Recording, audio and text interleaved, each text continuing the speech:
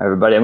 I'm getting everything organized here. The Survivor Series is an original product of NoMoreHeroin.org, and we showcase inspirational testimonies of people that have overcome seemingly insurmountable odds and are willing to share their testimonies in overcoming addiction and share their success stories in hopes that it will reach someone out there and inspire them to fight one more day for their life. And we're honored to have Mr. Darren Prince as our guest. How are you, Darren? I'm great, man. Thanks for having me. Thank you. Hey, before we get started real quick, I want to give a shout out to the co-host of the show. I have 11 pages that wanted to jump on and co-host this event with No More Heroin. So I want to give them each a shout out, and I appreciate the solidarity and the unity that we share on our social media platforms. First, RadicalOnlineRadio.com. It's Dwayne Louder. I love you, brother. Soberworks.com. That's Chris Freeman, who lives in Great Britain these days. Soberworks, it just does. Rise Above Radio with Mac Mullings out of Oklahoma City. I love you, brother. Slang and Hope Radio out of the Chicago area. Chicago Hope Dealers Live, Jonathan and Myra, thank you for your love and support. The Music is Medicine Foundation out of Frederick, Maryland. Chastity Fox, I love you, my friend. Sober Journey Live, TJ Skeeth in New Hampshire. Love you, bro. The Climb for Recovery crew out of Maine. We climb for recovery so we don't die in addiction. So that's a great motto. Rap Over Relapse, Tyler Pack. I love you, bro. Aaron Quinlan. I love you, my friend. Alexis Johnson, the international fitness model. I love you. Overcoming Addiction Radio out of Detroit. And NoMoreHeroin.org, baby. Thank you, everybody, for being here. The Survivor Series is honored to have celebrity sports agent Darren Prince with us. He's an international best-selling author as well as a recovery advocate. He's got an amazing story of overcoming addiction, and he uses his platform these days to promote awareness and helps people from all across the country and around the world. Very inspirational. You know, I told you before, I was sharing with you before the broadcast that when you talk about your recovery and talk about going to the meetings and stuff like that, you have a genuine gratitude in your eyes, and it just shows that the program works and that you're very grateful for where you are today and what it's done for you. It's the greatest thing I've done for myself for the longest amount of time. And as I told you, I travel around the world in my business like no other. And I don't say it to impress, it's to impress upon. I think I'd be right up there at the top of the list in the history of this fellowship. And Dr. Bob and Bill W. founded it as the most international road meeting makers humanly possible. I've been to Sydney, Australia, Tokyo, Japan, London, Monaco, Turks and Caicos, Anguilla, Maui, Honolulu, Fiji on New Year's last year. And then, as I shared with you, this year was really the blessing that I couldn't find a meeting in Marengo, in Moorea, and I went online and found a hotline in Tahiti. So I called the hotline, and they said they were going to have somebody that spoke English get back to me, that there was, if I took a ferry 45 minutes, there was a small meeting. Of course, to me, that's, hey, I would have gone 45 minutes on a ferry to get my drugs, to get whatever it was. So I learned from my sponsor early on, you got to put that same effort into your recovery. And the guy called me back. He spoke English. He spoke French. His name is David. We're brothers for life now. He said, look, there's really not a meeting tomorrow, but I'm going to get a bunch of people together. Are you okay if it's only 8, 10, 11, whatever it might be? I said, man, I just need one. If it's just you and I, it's good enough. And, you know, he's like, I love that. Let's make it happen. And, you know, going across the ferry, 20 minutes in, the tears were in my eyes, looking up at the beautiful sky and saying, what a gift to be able to have this moment right now, that I'm able to do something like this for me, so I can take this energy and this spiritual, you know, intoxication in, so I'm able to give it back out to other people and show that no matter what happens in your life, this has to come first. And I'm coming up on 11 years, and there's days I need this more than ever. Congratulations, brother. You know, and that speaks volumes to how badly that you want to stay clean and sober, especially in the environment that you work. That's it, man. You mixed with you mix in with some very high profile people. They live a lifestyle that's wide open, basically. A lot of them. You have to have, A lot of them. Thankfully, most of my clients are okay. I mean, Dennis Rodman's been open about his alcoholism. God bless Charlie Sheen, man. He's 16 months sober. He's doing amazing. right But, on. it's not the rest of the clients. Nobody really struggles with substance abuse. But, like you said, just being around the environment, man, the parties, the functions, the red carpets, the life. But I know this comes first. And if I put this first, everything else falls into place. Because if I put anything else before it, I'll lose my sobriety, and that's not going to happen for anybody or anything. Absolutely. We have to put our recovery first and foremost, because if we don't, everything else we will lose everything else. I was thinking, what are some of the defining moments in your your illustrious career? You became a very successful businessman at a young age. For anyone young out there that has a dream and wants to chase it, can you give them any advice? Is there a formula to what you did, or was it all passion driven? I mean, it was Can you passion elaborate on driven. that? There was passion behind it, but I also felt like I had something to prove. I grew up being classified as having a severe learning disability, which kids today would call ADD. I was put in very small classrooms with 5, 6 kids when my other friends were in 50, 60 room classrooms. And, I found some fascination with baseball cards at a very young age when they kind of got a little bit corny and they were out of style with my guy friends at 12, 13, 14 years old. I held down 3 odd jobs, like squeezing orange juice at a supermarket. I delivered newspapers, and I was a host at a diner. And I took all that extra money. I would buy everybody's collections, $50, $100, whatever it was. And little by little, I amassed this crazy collection. And at 14 years old, I was in an intro to business class with my teacher back then, Elliot Lovey, who's still very near and dear to me. And he challenged us to go home and create a business. It was to create a false business. I didn't create a false business. I went home and created what I called Baseball Card City. And I went downstairs that night with my dad and I said, I need insurance on my baseball cards. I'm starting a business. And he looked at me like I'm crazy. How much baseball cards do you have? I said, I don't know, Dad, about 8 or 9 maybe. He goes, all right, look, I'll get you homeowners insurance. I'll call him in the morning and try to add $1,000 in case there's ever a flood or a fire. I said, no, 8 or 9,000. And now he looked at me like I was crazy and he challenged me and he said, who's going to buy these?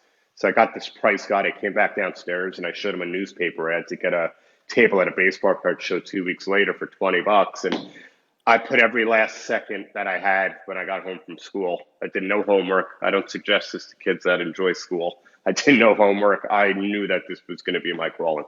Like this was going to be my opportunity to show the world that Darren Prince was somebody. And I made over $1,000 on that Sunday afternoon. I was in the middle of the action, euphorically high, loving the wheeling, loving the dealing, feeling like myself. And when I came home on that Sunday night, I'll never forget it. The emptiness and the brokenness again came right back. That little kid in the classroom that, was always verbally teased and made fun of for not being smart like everybody else. And that's where the drugs came into play, man, when I first dabbled with it, because it made me feel whole. It made me feel complete. And it made me feel just as good as everybody else where I finally fit into the world. You shared a story about your first exposure to drugs at a very young age. Can you tell us about that? Yeah, I was in summer camp in 1984. I was 14, and I had horrible stomach pains one night. And I told the counselor I needed to go to the infirmary to see the nurse, and she gave me this green liquid and a clear cough syrup cup, and down it went. It tasted disgusting. I almost puked, and it was a gift. It was a gift because 3 minutes later, man, at that age, I was flying. I felt like Superman. Everyone knows inadequacies, insecurities, feeling of less than went away like that. I went back to the bunk. I was the cool guy. I was the funny guy. I got the courage to go to the bunk next door and flirt with all the girls. I never did that before in my life. Went to bed thinking nothing of it, did all my activities the next day. And I'm lying in bed that very next night looking up at the sky at 14 years old. And I'm like, God, that feeling was amazing last night. What the heck was that? And I had no stomach pain, none. I look at the counselor and I said, hey, man, I'm hunched over. I go, my stomach's killing me. We got to go back to the infirmary. I did it for 3 straight weeks until my mom and dad found out I was taking liquid Demerol, and that was the end of that. Wow. Wow. Wow.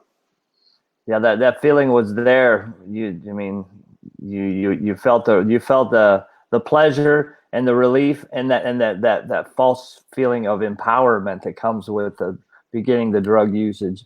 How did that progress throughout your teenage years? What did that So, look like? so the next year, as I started my baseball card business, which was booming, I was wildly successful, making tens of thousands of dollars on an average month at 14, 15 years old, doing conventions. I was a stockbroker for high-end baseball cards for big Wall Street guys, and so now with that, as insecure and broken as I am, I'm starting to make money, and the money brings the power and the false sense of entitlement and the false sense of self. And I go to a dentist appointment. 1 in 3 kids that go to a dentist appointment nowadays become an opiate addict. I was one of the 3. Absolutely. And he gave my mom a bottle of Vicodins. I had no idea what it was. I took 2 when I got home from the pain, and that same sleepaway camp feeling came right back. Then I'm on the phone calling my boys. Now I got a false sense of confidence. I'm making money. I'm the man. I'm the shit. I'm calling up different girlfriends. And after 3 days, the pills were gone. I was devastated, so I didn't know what to do. I go downstairs, I start holding my cheek. I go, Mom, I got my freaking tooth is killing me. I think I got an infection. We got to go back to the dentist. And as a loving mother wants to see their son suffer, she took me back to the dentist the next day. I walk in like this, crocodile tears. I told the dentist I can't breathe, I can't move. He bought it, gave her another prescription, and high on life I was for the 3 freaking days with these pills. And, for the next 5 or 6 years after that, I was dangerous because I was a high end addict. I really started making, major, major money, hundreds of thousands of dollars a year. And so I was able to buy what I really needed. I was the party guy. If my friends wanted a ton of ecstasy for the weekend, I'd pick that up, Coke, pills, drugs, alcohol, whatever it was, you name it, I did it. I paid for everything because I was the big shot with the money, and there was no repercussions, zero. It was a blast. And when I was 21 years old, the shit hit the fan. I was arrested 4 times in 6 months, but I never one time looked at myself. It was always somebody else's fault. I was at the Allman Brothers concert. A bag of weed and ecstasy and blow was thrown. I picked it up to pull out the weed and some of the coke, and I got grabbed by 2 big security guards, and they put me in a state prison and holding cell for the entire concert. I dodged a bullet. I had money. I hired an attorney. I lost my license for a year. I was put in an outpatient program, and I felt that this was just bad luck. And with a week to go, I wound up getting this brilliant idea to go with my friend Dave to New York City, and we did these mind eraser shots with a handful of Xanax. And needless to say, our minds were erased. And on the way back from the city, he fell asleep. His car went in a ditch.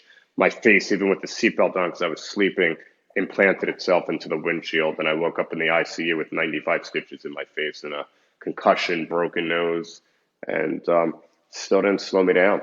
It still didn't slow me down. It was a wake-up call. I wanted the scars to heal, but eventually 2 years later when I started the agency, Prince Marketing Group, I said, okay, I've got morality clauses in my agreement now. I can't fuck around with that other stuff, but I've got sciatica. I do have a lot of back pain. I'm in the gym a lot. I was taking steroids. I was also addicted to that. Let me see if I can go to a doctor and play this where I can get what I really need to get. And the reality is it's legal. It's in a pill form. I put it in my bag on the plane. That's what happened. So it was always about Oxycontins, Vicodins, and Percocets for the next 6 years. And it was manageable. It was, but then it eventually turned on me. And I like to say that was once living to use turned out to using to live.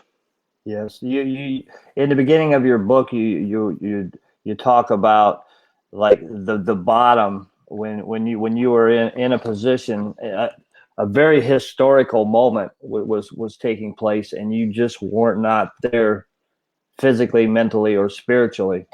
Yep. Yeah, absolutely. That was the greatest professional achievement of my life. I was in the room with Muhammad Ali and Smokin Joe Frazier for the one and only epic reunion in 2002 on a Saturday night in Philadelphia, the night before the NBA All-Star game. And I had the absolute privilege and honor of working with both of them, mostly with Joe, for 16 years. And the fact that I was able to be in the middle of that and get these 2 kings of kings to reunite and reconnect and break bread and apologize and hug each other and shed some tears. And here I am, a broken piece of crap, not feeling worthy for being there in the moment that any president, any mega A-list celebrity, any world leader would have done anything to be in that room, because these two had such an impact across the globe, far and away from their sport, what they meant politically, historically.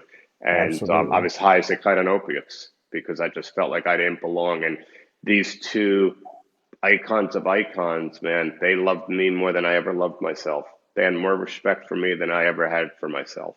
And all because at a young age, I never spoke up that I needed to put a drug or a substance in my system just to fit in. And had I did that, who knows how my life would have been changed. But I chose not to, because I was always looking for an outside fix that was really an inside job. Absolutely. I can relate. I can totally relate to that. July 2nd, 2008 is a very important date for you. The greatest day of my life. You know, what I thought was the worst turned out to be my best. And I had about 2 days clean. My uncle and his then girlfriend were in the 12-step fellowship, and she knew I was on Suboxone, I was on a mood stabilizer, antidepressant, anxiety pills, Ambien at night, drinking a couple of days a week to the point of blackout, and didn't want to live anymore. She never met me. It's the first time she met me 48 hours earlier, told me she could help me. Do I know that I'm an addict, that my life's unmanageable? I said, absolutely. She goes, do you realize anything you've accomplished out there doesn't mean a goddamn thing? That, you know, the disease of addiction doesn't discriminate. Now I know that it doesn't matter if you're from Park Avenue or Park Bench or Yale or jail. We're all Absolutely exposed to this disease. And I said, I'm desperate. I'll do whatever it takes. And that 48th hour, I was living in New York City, came back from the gym, and I lost my shit. I called them up. I said, that's it. I can't do this. I can't stay off the Suboxone. I'm getting the real shit. I'm calling the doctor. I'm getting what I really want. And they start screaming, this is the goddamn disease talking. You got to go to a 12-step meeting. You got to put your hand up there, and you're in New York City. They're everywhere. You tell these people you're sick, you're suffering, and you need help. And I said, there's no freaking way. I've been to meetings. These people don't understand me. And I hung up the phone, and I went into the bathroom to take these non-narcotic anxiety pills to help with the cravings. And I thought me and my then wife cleared out all the cabinets of all the opiates, and 2 extra strength Vicodins came out. Now, for a split second, I'm thinking, wow, what a gift from God. And then the miracle happened. And I got that gift. I got that awakening because I fell on my knees, shaking, trembling, and crying, and calling out to God with every fiber in my soul, begging him to take the chains off, take the money, take the notoriety, take the business. I don't care. I need a single day of freedom. And I stood up, and it wasn't me, because I felt the heat and the warmth on this side, and I heard the voice, I've got you, and you're ready. And the last of my Vicodins went into the toilet. I flushed the toilet. 3 minutes later, I'm on a computer. I'm in a taxi cab. 5 minutes later, looking up at the sky on a beautiful summer night, saying, oh my God, for the first time in Darren Prince's life, I wanted to stay sober a little bit more than I wanted to stay high. And by the grace of God, that was the date. I walked into a church basement with 150 to 200 addicts and alcoholics that were all once of a hopeless state of mind, just like me. And I threw my freaking hands up right away. I didn't care when they said, is anybody new? Yes. You know, and that was it. I felt the love and the warmth. And again, just like Muhammad Ali and Joe Frazier, these people loved me before I ever knew how to love myself. They showed Such me a the powerful easier, story. Yep. Very powerful. That gift of desperation is real. I got it. I got the gift of desperation, man. It was given to me firsthand on July 2nd. And slowly but surely, one day at a time, I was given even a bigger gift, which is called the power of choice. And to get that back, man, whew. Woo! Yeah, like Ric Flair would say, woo! Yep, my boy Rick. Yep. You know, and little by little, as you do this and you get that stability, and the AA starts meaning attitude adjustment, and you start getting spiritual, and you learn to stay on that beam, and your perspective and perception starts changing on everything in life, and become glasses half full and not the half empty person. You realize we're just a byproduct of what we're supposed to be doing here, because ultimately this is about giving this freaking thing back. And I'm at the front of the customer service line every day looking to return this gift to people. That's so powerful. So from the way you speak, your spirituality is very important to you. It's everything. It's everything. You know, I just do everything I can to stay in that spiritual beam. I I like to say now that, I say what I mean what I say, and I don't say it mean. I try to understand people instead of Yeah. being I like that. understood. I'd rather feel all right than right, rather than engaging. It's just not worth it. Because people like you and I, man, that if we get that emotional hangover, it's worse than any drug or drink hangover because we never know when it's going to leave. You could do all the 10 steps in the world you want, and it's stuck with us for however long it's going to be. I don't want to go to that place. I don't want to go to that place. And look, I'm still not perfect. Of course, the steps are there for when I do mess up, but it's few and far between. I do everything I can to stay in that place of peace, you know? So, your book, the title is called Aiming High. Mm. I think that's such a powerful thing. Can you tell us why you chose that as a title? Well, Anna David, my publisher, and Kristen McGinnis, my spiritual sisters, we went back and forth with titles for months, and I think it was Kristen that actually grabbed that one on her short list, and we just all said that's it right there because I've always aimed high. I aimed high when I was high, and I've always aimed high in the world of business, and I've had my trials and tribulations. I was $1 million in debt without getting into it in the book. I talk about it in 1995. I got in some trouble with the FBI, and I always aimed high. I always stayed positive. I always felt that there was a silver lining that you can make lemonade out of lemons no matter what happens in your life. And there's no such things as endings. They're all brand new beginnings. And Yes.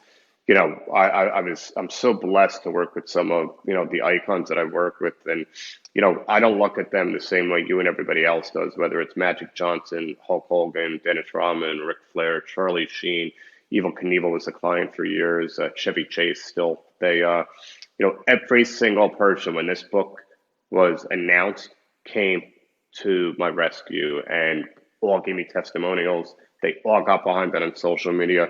Mark Cuban, Kevin Harrington from Shark Tank, Dr. Drew Pinsky, who's a dear friend and client, Jeannie Buss, the owner of the Lakers. And it just shows you that every single one of us knows somebody suffering from this opiate epidemic. And the biggest honor of the book was that Magic Johnson wrote the foreword, which, he's been the biggest influence to me in, the sports and entertainment industry as a mentor, a big brother. He's seen me at my worst. And now, by the grace of God, he's been able to see me at my best. And he is so proud of this journey that How is it that you two linked up in the beginning? I met him at the Riddick Bowe event or Holyfield fight in 1995, and I was just finishing up a contract with my friend Harlan Warner, who was Muhammad Ali's agent, who introduced me to Magic's longtime player rep at the time, Lon Rosen. And I think the contract was signed that week, and I was sitting ringside with my then girlfriend, this girl Elise, and I was in the third row, he was in the first. High as a kite, fearless. I'm going to go over him and introduce myself. And I just walked over and, I never did it in a threatening, annoying way, but it was like, hey, I'm Darren Prince. I booked you for this appearance in 3 months in Pomona, California. He goes, oh, yeah, yeah. Because I just signed off on that. I'm looking forward to working with you. Enjoy the fight.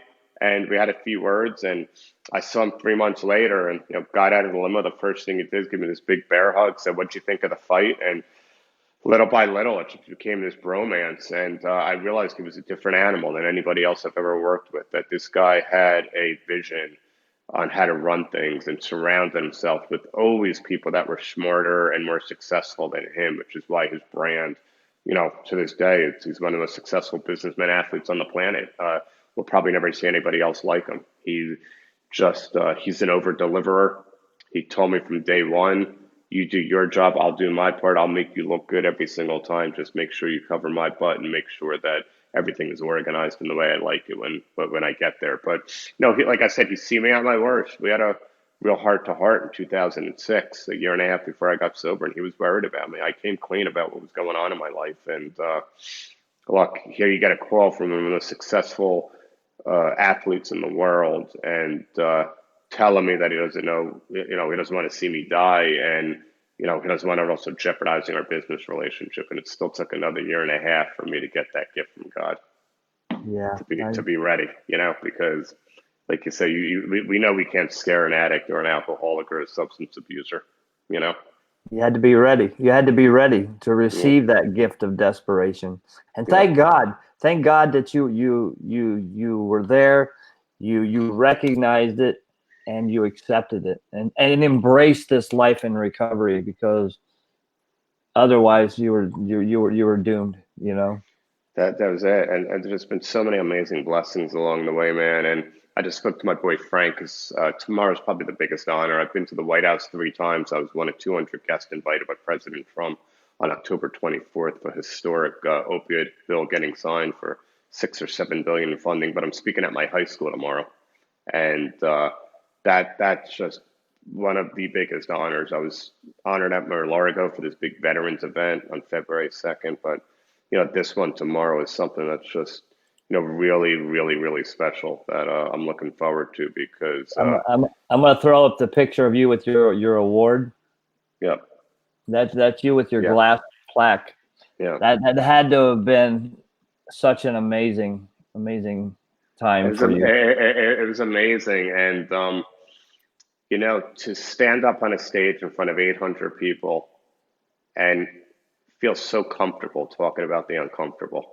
Last week I was out at church in Mount Vernon speaking to 2,000 people. The mayor invited me.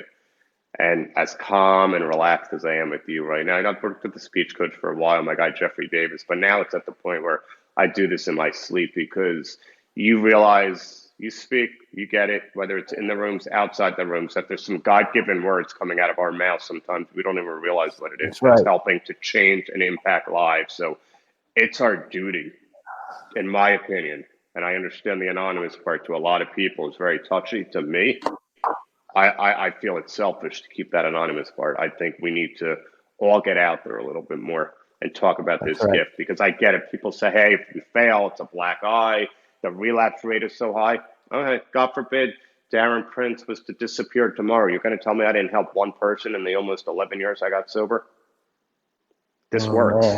This this works. worked. Okay? Yes. If anyone out there, if you found your way out of the hell of addiction, don't you dare keep it to yourself. Nope, not at Th- all, man. This is a gift that is meant to be shared. That's how we stay clean and sober, is sharing, our struggles, our pains, our fears. We stand up, we reach out to those that need us, and the people we help may be the ones that help save our lives too. 100%. And that's how it works. As you're helping them, you're helping yourself. And, like I said, it's the greatest thing I've done for myself for the longest amount of time. And, the support from my clients is just the best. I mean, I spoke to Hulk Hogan today. He's heading to New Jersey tomorrow. He's back in WrestleMania. And I told him about He's on your voicemail, and I was like, wow, that's pretty cool. yeah. Hey, brother. Yeah, so I get to know the real Terry Bollea, even though I call him Hulk. I get to know Terry, and he's like, brother, I'm proud of you. I told him about the high school speech tomorrow, and told me he loved me, and I said, kick ass this week, and I know everybody around the world, all those Hulkamaniacs are gonna go nuts when they see you in the ring, and he even told me one day, he's like, brother, there was a point in your life where you had to pray to God for the blessing, and now you've become a blessing. And So that was true. deep. That meant a lot coming So from him. true. So Yeah, true. So yeah, true. So you're going into your alma mater, your high school tomorrow, right? yeah, So cool. You get to go yeah, back home, bro, yeah. and and share your story and talk to kids. How important is it to you to address the youth today? It's everything. I mean, it's why when I met with Andrew Giuliani at the White House, I said, of course I would help the administration. I'm not there to, voice any political beliefs. For me to be able to use this platform and go into high schools, colleges, speak to the youth for preventative reasons, and also for ones that are active. Because people can look at my life and say, oh, well, he got high and he did this and look where he's at. Man, if I can go back in a time machine and save those 23 years of jail and prison that I was in my own mind, I would do it in 2 seconds Yes. because, it was absolute pure freaking hell to live a life of a person that I always was trying to be, but couldn't do it without the drugs. And to be able to finally be in a situation where I wake up in the morning loving who I am, and loving who I'm evolving into each day and checking my ego at the door because I'm a freaking junkie through and through, one day at a time, and I will always be. And Darren Prince, that super agent bullshit that people say, that's exactly what it is. It's bullshit. Recovery advocate is number one to me. It comes before anything because So that's what cool. I do. Who I am is helping to give this gift away to other people. And you get to use your platform to reach more people, and you're doing it in such a positive and inspiring way. You know, Yep. there's a lot of people that's going to see this video. There's a lot of people tuning in that are chiming in.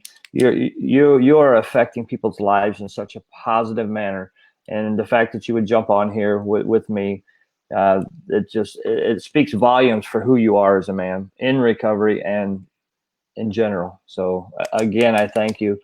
We're going to be seeing each other again very soon. I know, twice, right? Yes, sir. And we're going to be in Phoenix, Arizona, April the 10th for the big Jim Downs Right Around America. You've donated 75 books to raise funds for Jim. A friend of yours and mine, Randy Grimes, will be there as well. Yep. So it's going to be a really, really good time. I know a lot of people in recovery in the Phoenix area. I believe we're going to have a good turnout for this. That's great, man. And then I get to see you 5 weeks later for Banyan's lunch in Deerfield Beach, right? Absolutely, I will be there. I'll be there. Yes. Can you want to talk about the Banyan event? Yeah, that's a luncheon. It's me, Brandon Novak, and Ryan Hampton, two of my other spiritual brothers that are also changing the game of advocacy. And we're all probably going to get 15 minutes or so to speak and tell our story. And a couple doctors from Banyan. I mean, what Banyan does is just unbelievable. I mean, they give me the ability when I go out and speak that if I touch one life in that audience at that moment that's ready to make that change, even if they don't have funding and insurance, Joe Tuttle, God bless him, and the staff over there, they'll do whatever they have to do to get somebody in and give them the treatment that they need. Beautiful. That's a good feeling, knowing that you can trust the people that you work with, and to find out that you're actually linked to them through other people as well. You know, reputable and reliable. Tim Ryan was on in the comments earlier, and he was saying what a great job you were doing. And I think he's going to be in at the Star Luncheon as well. I'm not quite sure though. I think, his schedule's nuts. He speaks more than anybody I know. Maybe him and Chris Heron, who's my brother for life.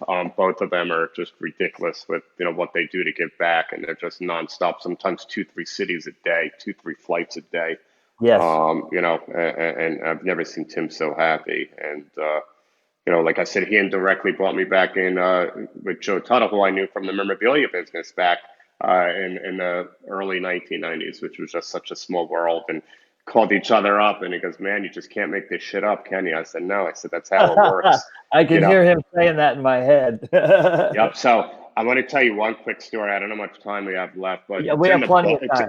It's in the book, and one of the other things that keeps me coming to these meetings and being so dedicated to it is what I like to call the GMCs, the God Managed Coincidences. So my dad passed away on February 15th of 2017. He was my biggest inspiration in life. When people pick up Aiming High, you'll see the beautiful relationship that we had.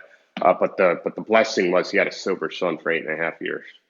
He had a sober son for 8.5 years. So I had no regrets. I mean, he was 81. Of course, you want somebody to live forever. So 5 months later, my office tells me that we have this Caddyshack themed event at a country club in Akron, Ohio. I go, Akron? Wait a minute. I go, when is it? I said, July 2nd. I said, wait a minute. I said, that's my sober birthday. They said, yeah, you're not going to go to Akron. I said, Akron, Ohio is the reason I'm the person I am today. So yes. They understood it then, and I said, I'm going. And Michael O'Keefe and Cindy Morgan, two of our clients, the star of Caddyshack, hosted this event. But I made sure that afternoon that I dropped everything to get an Uber to go pay homage to Dr. Bob and Bill W. And on the cab ride over, I'm on the phone with my sponsor, Steve, who's got 30 years now, my buddy, Dan Rogers, who's got 32 years, and my uncle Stuart, who is the big reason I got into this fellowship. And every call sort of ended with something like, man, your dad is looking down so proud, or, I know your dad loves you. And, what a special moment this is 5 months after your dad passed away. On your sober birthday, you have an event in Akron, Ohio, of all places, and you're able to go. I get to the 12th step.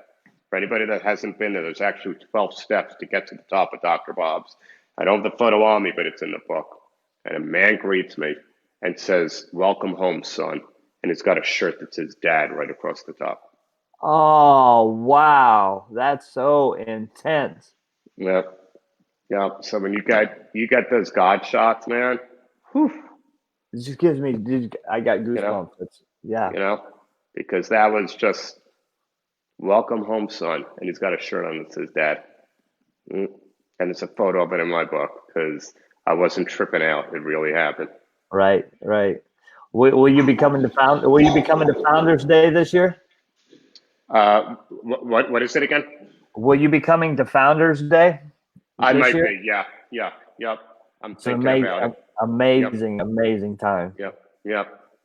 It's just I do whatever I can do, and my clients are understanding of it. I figure out a balance between being with them and doing the agency stuff, and I've got a great team of guys in my office in California and New Jersey that are all great agents, and they understand what this means to me. And I drop everything as much as I can just to make sure, even on my own dime, because I've been blessed with my business, and if it means I can spend a few dollars to help some other organizations or make donations and do whatever I got to do, that's what you're meant to do.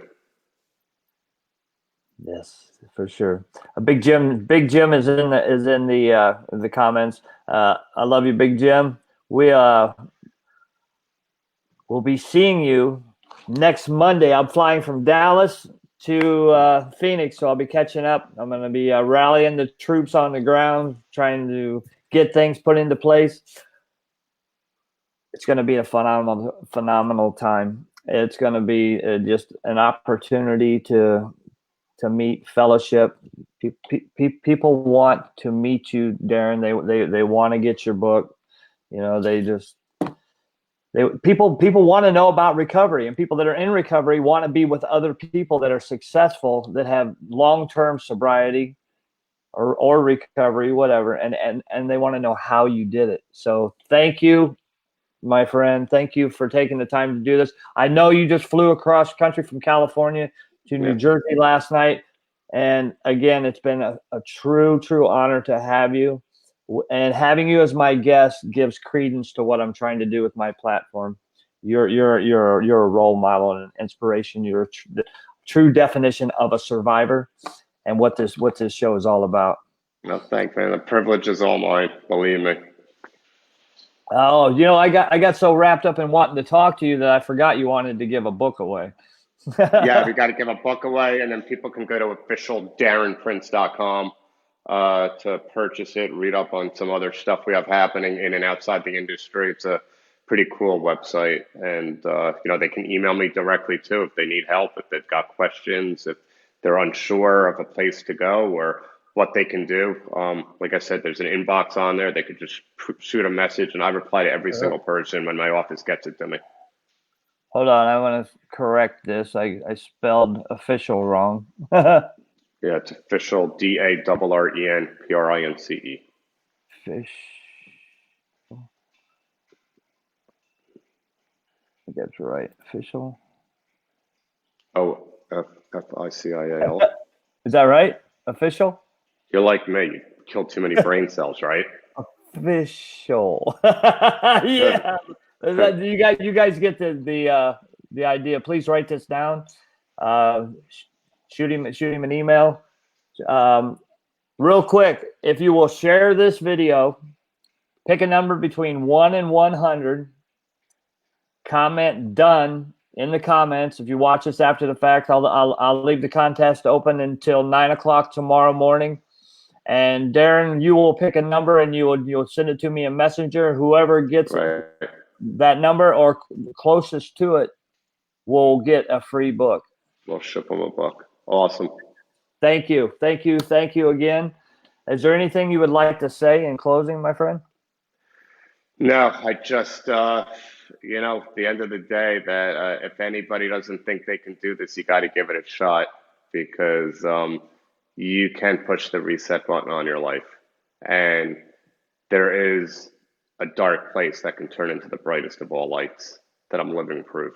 And you got to want it more than anything you've ever wanted in your life. But man, is it worth it? So worth it, right? Mm-hmm. It is worth it, every bit of it. Be able to turn your pain into passion Yeah, and be able to walk through fear and yeah. achieve these amazing successes in your life. You're doing so many great things on a global scale. Please continue to do what you're doing. Keep reaching people. Keep helping people. You have a call center. Do you want to throw that out there real quick? Yeah, it's 888-668 Darren, DARREN. Okay. If you would jump into the comments after the fact, put your call line, put your call center, your 800 number for yourself. I'll do that. I'll put it in there. People can reach out to you. I don't mind promoting that at all. Thanks, man. I know a lot of the same people that you work with, and we're all on the same team. Thanks, man. I appreciate it. Yes, sir. So I get to see you next Wednesday. I'll give you a big hug, and I'm looking forward to it. Absolutely, my friend. Thank you for taking the time. time. Have a good night. Thanks, enjoy tomorrow, brother. Enjoy tomorrow. Thank you. Okay. Good night. Okay. There you have it. That was a very, very, very inspiring testimony of overcoming addiction. You guys, if you're watching this after the fact, or is Randy Grimes in here? Hi, Randy. I'm looking forward to meeting you in person as well. Anybody in Phoenix, you want to come out and rep your recovery. You want to meet some successful people that have done the deal and have some long-term recovery. You'll hear some amazing testimonies from Big Jim Downs, his wife Marisol, Darren Prince, Randy Grimes. Amazing. Check them out on YouTube. They got some amazing testimonial video footage up. Jackson Pierce, the musician from Phoenix, will be there as well. We have Debbie Nelson from the Phoenix area, the Metanoian Guide. Jesse Valiente, Milkman Music. Jay Dow, Sober Motor Company. You guys, we're gonna have a good time. And anybody that wants to say a few words at the end, I'm going to bring you up and give you the microphone. Let you say some encouraging words to the audience. Bring signs. Bring yourself. Bring your friends. Let's go. Let's rep your recovery.